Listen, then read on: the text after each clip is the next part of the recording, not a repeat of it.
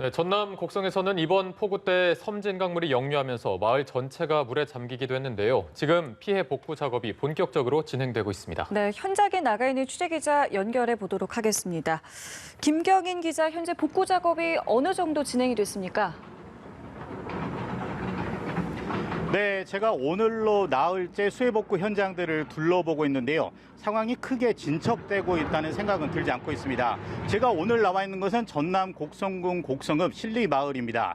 제 뒤를 보시면 굴삭기가 현재 폐기물들을 치우는 작업을 진행하고 있는데요. 이쪽으로 카메라를 돌려보시면 골목길 한쪽에 여전히 수많은 폐기물들이 쌓여 있는 게 보이실 겁니다. 사실상 집에 있는 집기류들을 모두 버려야 하는 상황이어서 치우고 나면 또 이렇게 폐기물들이 나오고 있는 상황입니다. 설상가상으로 오늘은 폭염 경보까지 발효돼 있어 복구 작업을 더 힘들게 하고 있습니다. 이곳 마을에는 모두 80여 가구가 사는데요. 지난 8일 마을에서 약 200m 정도 떨어진 거리에 있는 섬진강 지류하천이 범람하면서 마을 전체를 집어삼켰습니다. 복구 작업은 닷새째 진행되고 있지만 아직 큰 진척은 없는 상황입니다. 당장 할 수 있는 일이 집에 들어찬 물을 퍼내고 망가진 가재 도구를 버리는 게 전부입니다. 곡성군 전체적으로 보면 1,000억 원이 넘는 재산 피해가 발생했는데요. 이재민이 35개 마을에서 1,000명 넘게 발생했습니다. 상당수 이재민들은 여전히 대피소나 친척집에 머무는 상황입니다. 곡성은 특히 인명피해가 많았습니다. 지난 8일에도 계속 현장을 보여드렸었는데요. 곡성군 오산면 성덕마을에서 산사태로 5명이 숨지는 등 모두 6명이 사망했습니다. 성덕마을 주민들은 여전히 추가 사고 우려 때문에 집으로 돌아가지 못하고 있습니다.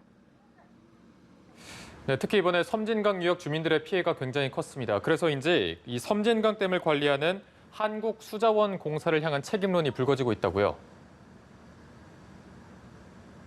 네, 그렇습니다. 전남과 전북에서 이번에 침수 피해가 컸던 지역은 대다수가 섬진강 유역이나 지류하천 인근에 있는 마을들입니다. 섬진강댐이 많게는 초당 1,800톤이 넘는 물을 방류했는데요. 이미 집중호우로 섬진강 수위가 높아질 대로 높아진 상황에서 댐 방류로 제방이 무너지거나 역류하는 사례가 속출했습니다. 결국 섬진강 수계에 있는 전남 곡성 구례, 광양, 전북, 임실, 순창, 남원 지역민들이 피해를 고스란히 떠안았습니다. 오늘 오전에는 섬진강 인근 기초단체장들이 환경부 장관을 면담했고 조금 전에는 한국수자원공사를 항의 방문해 보상과 재발 방지 대책 마련을 요구했습니다. 이에 대해 수자원공사는 어제 최근 강우 불확실성이 너무 커서 미리 알기 힘들었다고 해명했습니다. 네, 그렇다면 지금까지 집계된 전국 피해 상황도 전해주시죠. 네, 우선 인명피해 현황부터 말씀드리면 1일부터 최근까지 발생한 사망자는 모두 35명이고 실종자는 7명입니다. 이재민은 전국 11개 시도에서 4,500여 세대에 7,800여 명이 발생했습니다.